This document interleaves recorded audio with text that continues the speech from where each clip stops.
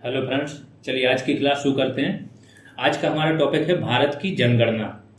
बहुत ही important topic है क्योंकि इसके हिसाब से हर 10 साल में जनगणना होती है। ये 1881 से रेगुलर होती आई है। इसके हिसाब से आपकी 2021 में हो जानी चाहिए थी।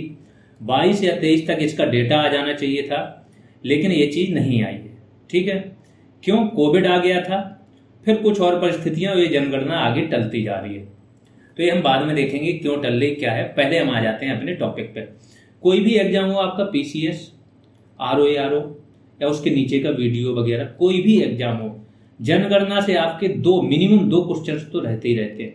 वीडियो में तो 2 से 3 क्वेश्चन रहते हैं, एक यूपी की जनगणना, एक भारत की जनगणना से मिला के। तो बहुत डिटेल में पढ़ना इसको, बहुत इंपॉर्टेंट टॉपिक है। इसको मैंने बहुत अच्छे से तैयार किया है। ये टॉपिक में आपको हर एक चीज में, जैसे घनत्व है तो उसके टॉप 3 और बॉटम 3, आपका शहरी जनसंख्या टॉप 3 बॉटम 3, इसके बाद साक्षरता टॉप 3 बॉटम 3, प्रतिशत के साथ। तो डेटा एकदम तरीके से दिया है जो आपके उसमें आता है और आएगा। ठीक है, तो चलिए शुरू करते हैं।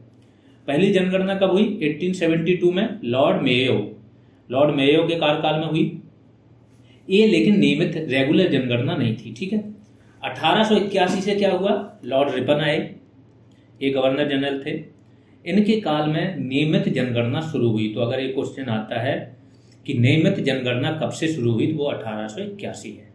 ठीक है, WC प्लाउडेन कौन थे? उस टाइम के जनगणना आयुक्त थे। जब पहली जनगणना हुई 1881 वाली, तो उस टाइम कौन जनगणना आयुक्त थे? WC प्लाउडेन। 2011 की जनगणना के समय जनगणना आयुक्त कौन थे आपके? C चंद्रमौली।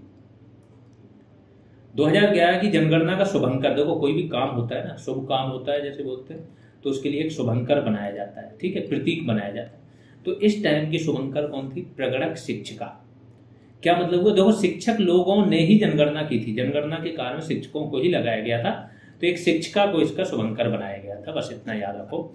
ध्येय वाक्य क्या था? हमारी जनगणना हमारा भविष्य। क्योंकि जनगणना का बहुत ज्यादा फायदा होता है, हमें देश की ओरिजिनल स्थिति पता चलती है। टारगेट, कोई स्कीम्स बनानी है तो हमें ये पता चलता है कि टारगेट जनता कौन सी है, किस जनता की, किस वर्ग की क्या स्थिति है, कैसे टारगेट करें, किस टाइप की योजनाएं सफल होंगी। ठीक है, आगे आते हैं जाति आधारित जनगणना। 1881 में शुरू हुई थी जाति आधारित जनगणना, 1931 के बाद समाप्त कर दी गई है। दैट मीन्स जाति आधारित जनगणना 1931 के बाद नहीं हुई। 2011 में सरकार ने ये अनुमति दे दी थी कि जाति आधारित जनगणना कर सकते हो आप। ठीक है, लेकिन क्या हुआ कि अभी भी जाति आधारित जनगणना इस बार होनी थी। बहुत सारे लोग मांग कर रहे हैं। जैसे बिहार है, तो बिहार में जो नीतीश गवर्नमेंट है वो मांग कर रही है। यूपी में जो सपा है, समाजवादी पार्टी, वो मांग कर रही है कि जाति आधारित जनगणना कराओ, जातियों की सही संख्या मालूम चले। जिससे क्या होगा कि ये देखो, इनकी कहना तो इनका सही है, लेकिन इनकी सोच क्या है, उसका यूज करना पॉलिटिक्स में। इसलिए केंद्र सरकार को थोड़ा सा डर लग रहा है कि इससे विभाजन बढ़ेगा, देश में विभाजन बढ़ेगा, जातिवाद बढ़ेगा। तो केंद्र अलग डर रही है, और ये जो राज्य की पार्टियां हैं वो चाह रही हैं कि हमें सही संख्या पता चले तो हम अपनी राजनीति उस हिसाब से मोड़ें। कोई ये नहीं सोच रहा है कि इसमें जनता, जो जातियां हैं जिनका सच में भलाई चाहिए, उसके लिए जो इंपॉर्टेंट है वो काम करो आप, वो नहीं सोच रहे। वो सब अपनी अपनी राजनीति चमकाने चक्कर में। तो अभी क्या किया था, बिहार ने जाति आधारित जनगणना के लिए एक बजट 500 करोड़ पास कर दिए थे, और ये लोग शुरू कर दी थी इन्होंने जनगणना, लेकिन हाईकोर्ट ने रोक लगा दी। क्योंकि जनगणना किसका विषय है? केंद्र का। जनगणना विषय केंद्र का है, केंद्र ही जनगणना करा सकता है। इसी बेस पे रोक लगा दी, क्योंकि ये चीज तो संविधान में लिखी हुई है, 7वीं अनुसूची में। अगला आ जाते हैं, नागालैंड एकमात्र राज्य था जिसकी जनसंख्या वृद्धि दर क्या थी? नकारात्मक थी। तो इसमें बाकी तो देश में पॉजिटिव वृद्धि दर थी, नागालैंड एकमात्र राज्य था जिसकी वृद्धि दर क्या थी? नकारात्मक थी। एक चीज और बताते हैं, 1921 की जो जनगणना हुई थी, तो इसमें देश की ओवरऑल ग्रोथ नकारात्मक थी। मतलब जो 1911 में जनसंख्या थी, यहाँ पे कम हुई थी। 1921 में 1911 की जनसंख्या से कम जनसंख्या थी। तो एकमात्र ऐसी वो जनगणना थी जब जनसंख्या कम हुई, नेगेटिव, नकारात्मक वृद्धि दर थी। ठीक है, और इसी को बोला जाता है महान विभाजक रेखा या महान विभाजन का काल। आगे आते हैं, अब कुछ आंकड़ों की बात कर लेते हैं। कुल जनसंख्या सबको पता है, उस टाइम पे 121 करोड़ थे हम लोग, अब तो 135 करोड़ पार कर गए हैं, है ना। अभी आई थी एक, शायद 140 के पार हो गए हम लोग। विश्व की कुल जनसंख्या का कितना 17.5% थे। चूंकि अभी जनगणना हो नहीं रही है, जब जनगणना शुरू होगी उसके 1 ईयर बाद कम से कम आंकड़े मिलेंगे, तो 1 ईयर बाद, ठीक है, तो 1 ईयर बाद अगर आपको आंकड़े मिलेंगे तो नेक्स्ट 1 ईयर तक जो भी एग्जाम आपके हैं यही आंकड़े आपके काम आएंगे। महिलाएं कितनी थी? 58 करोड़, 48.5%। पुरुष कितने थे? 62 करोड़, 51.47%। लिंगानुपात कितना था? 943। पहले कितना था? 933। यहाँ पे 10 की वृद्धि हो गई थी। जो भी ब्रैकेट में लिखा है वो मतलब 2001 की जनगणना की बात हो रही है। बाल लिंगानुपात कितना था? 919, और 2001 में कितना था? 927। तो बाल लिंगानुपात कम हुआ था, ए वाला लिंगानुपात बढ़ा था। सर्वाधिक 10 की वृद्धि दर देख लेते हैं कहाँ कहाँ हुई। अब ये देखो, ऐसे आंकड़े सारे देते जाएंगे, टॉप 3 टॉप 4, ठीक है। तो सर्वाधिक 10 की वृद्धि दर किन किन राज्यों में हुई? इसमें आपके राज्य प्लस के यूनियन टेरिटरी दोनों हैं। तो दादरा नगर हवेली में 55% हुई। अब ये वृद्धि दर जन्म से नहीं हुई होगी, ये छोटे छोटे द्वीप हैं, तो द्वीपों पे क्या होता है, राज्य से रहने चले जाते हैं लोग, तो लोग रहने चले गए तो वहां की जनसंख्या में जुड़ जाते हैं, वहां पे काउंट हो जाते हैं, तो ये हुआ होगा। दमन और दीव में 53%, पुदुचेरी में 27% और मेघालय में 27%। तो एक प्रवास से बढ़ी है, अधिकतर जगह प्रवास से जनसंख्या बढ़ी है, जो छोटे छोटे द्वीप होते हैं या शहर होते हैं, और बाकी जगह जनसंख्या जन्म से बढ़ती है। न्यूनतम 10 की वृद्धि दर देख लेते हैं कहाँ कहाँ हुई। नागालैंड, केरल और लक्षद्वीप।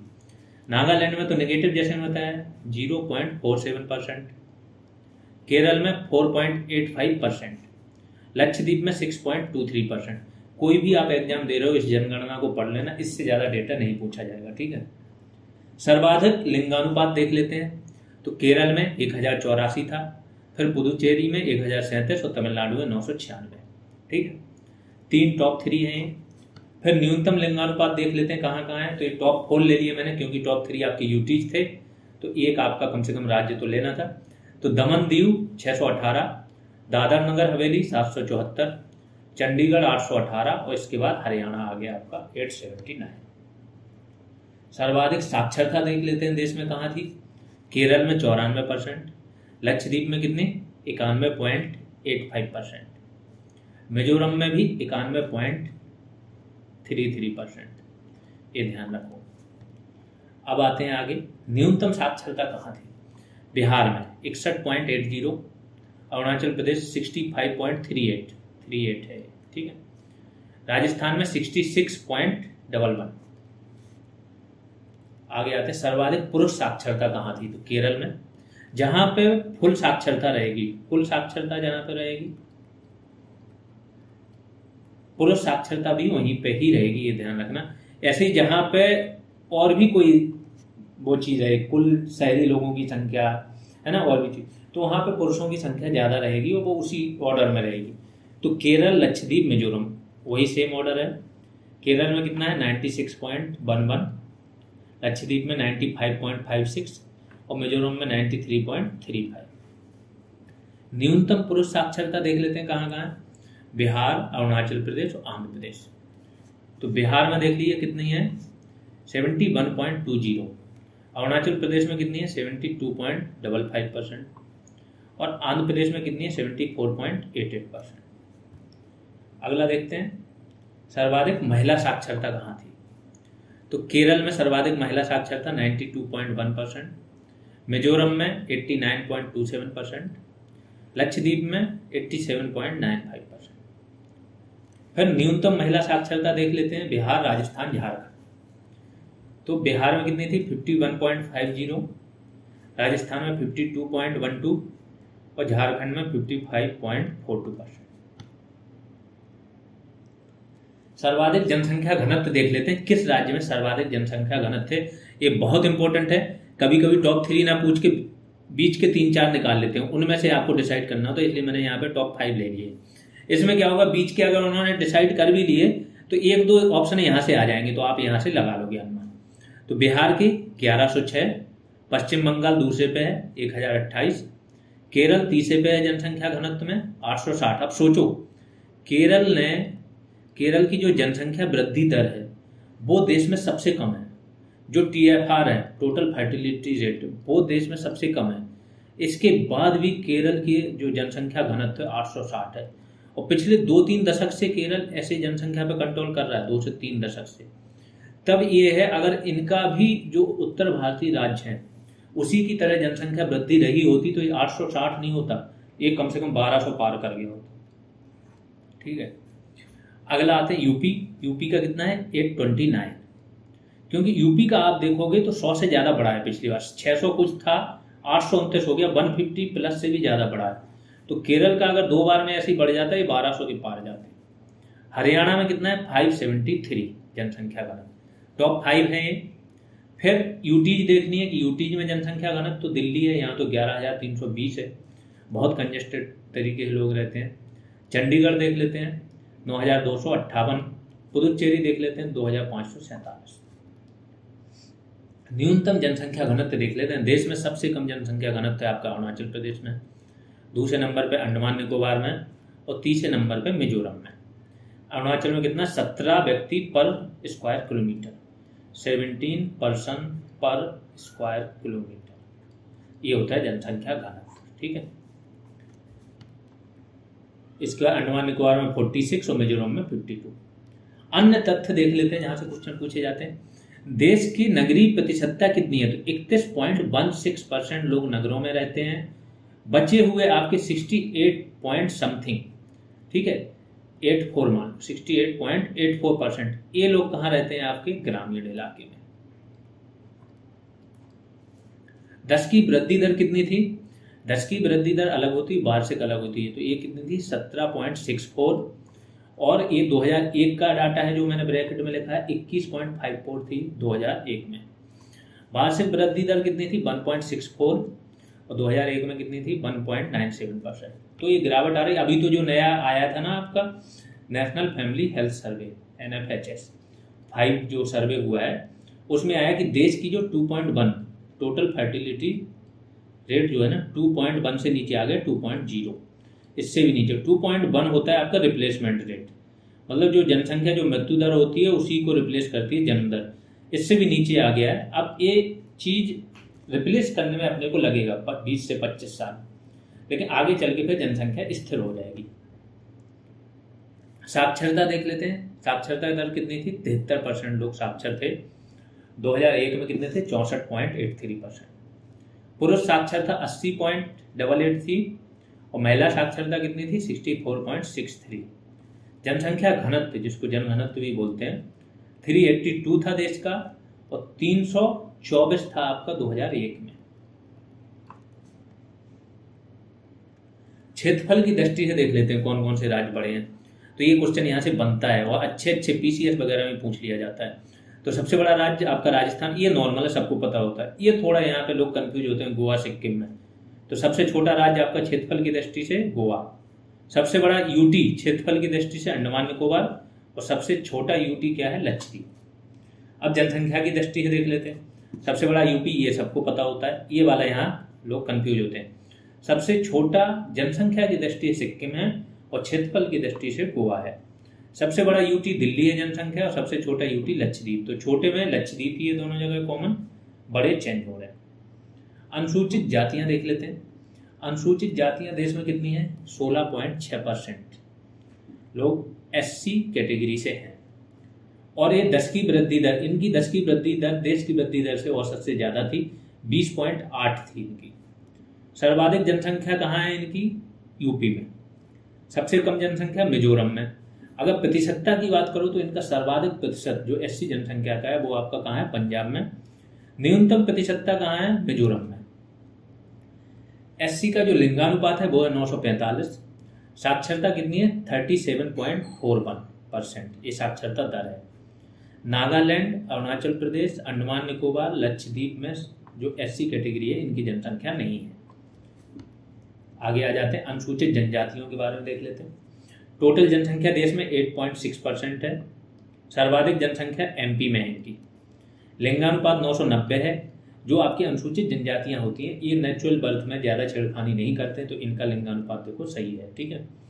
गोवा में 1046 है लिंगानुपात जो ST का है। इसके पुदुचेरी, दिल्ली, चंडीगढ़, हरियाणा, पंजाब, ये 5 ऐसे राज्य हैं जहां पे कोई भी एसटी या जनजाति समुदाय के लोग नहीं है।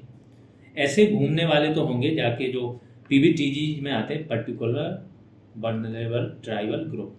पीबीटीजी बोलते हैं जो घुमक्कड़ होते हैं, जाके अपना धंधा वहीं लगाते हैं, ऐसे तो होंगे। बट जो निवासी हैं, वहां रह रहे हैं और उनका वहां की लिस्ट में, स्टेट की लिस्ट में नाम हो, ऐसे नहीं है।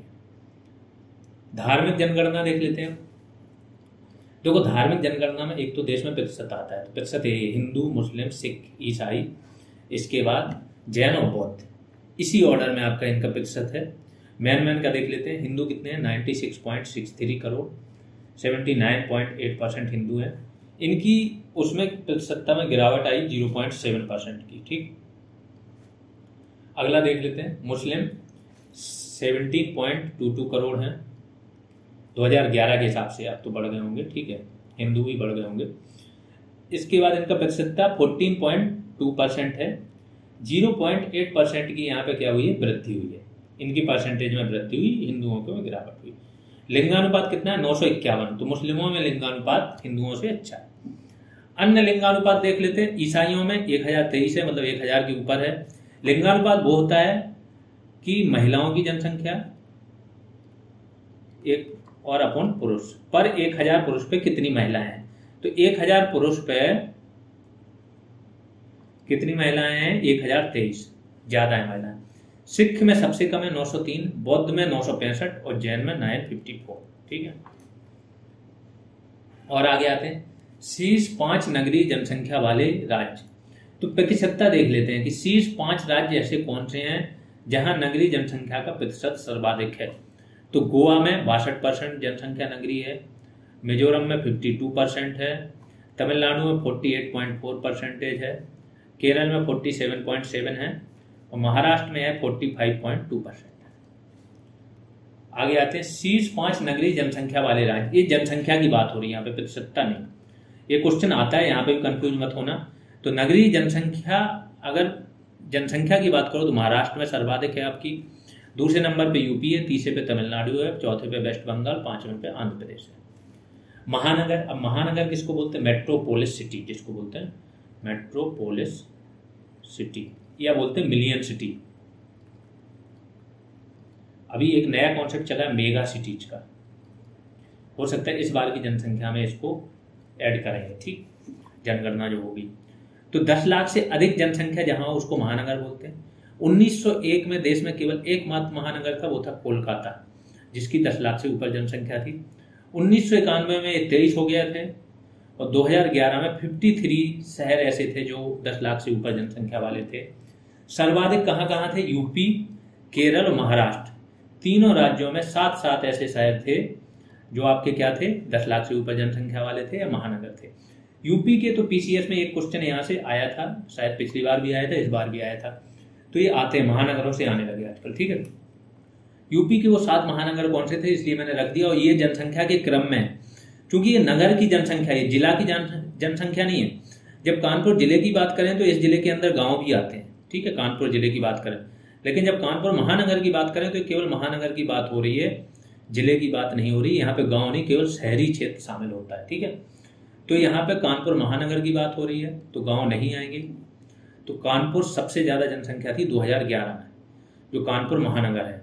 दूसरे पे लखनऊ की थी, तीसरे पे आगरा की थी, चौथे पे गाजियाबाद, 5वें नंबर पे आपका वाराणसी था, 6वें पे मेरठ और 7वें पे इलाहाबाद। तो इसका ऑर्डर पूछा था, लोग कंफ्यूज हो गए थे, क्योंकि जो जिला है, अगर जिला में देखो तो सबसे ज्यादा जनसंख्या आपकी इलाहाबाद जिला की है, इलाहाबाद जनपद की। दूसरे पे आपका मुरादाबाद आ जाता है, लेकिन जब नगर की बात करो तो कानपुर, फिर लखनऊ, फिर आगरा। ठीक है, तो इसको याद रखना। यहां पे आपकी जो भारत की जनगणना है वो खत्म हो गई। जितने भी आंकड़े थे सब मैंने आपको बता दिए। ठीक है, जिन लोगों ने सब्सक्राइब नहीं किया वो सब्सक्राइब कर लें, साथ में शेयर भी करते रहें, जो भी आपके नोन वंस हैं। ठीक है, उनके साथ आप शेयर करते रहें। ये बीपीओ पेड बैच की जानकारी है, जिसे भी ज्वाइन करना है ये सारी चीज़ें मिल जाएंगी आपको। सिंगल पीडीएफ मिल जाएगी, पंचायती राज की, कंप्यूटर की सिंगल पीडीएफ मिल जाएगी आपको। इसका UP special topic wise MCQs, बहुत सारे एमसीक्यूज हुए हैं, 15 + 20 12 टोटल 27 टेस्ट तो आपके पंचायती राज पर हैं, और हर टेस्ट में कम से कम 150 से 200 क्वेश्चन हैं। एकदम रिलेवेंट। तो ये सारी चीज़ें मिल जाएंगी, टाइम टू टाइम पे ग्रुप कॉल होती रहती है, आपके डाउट दूर होते रहेंगे। फीस 299 है, इस नंबर पे पे करना है और ये स्क्रीनशॉट भेज देना टेलीग्राम या व्हाट्सएप पर।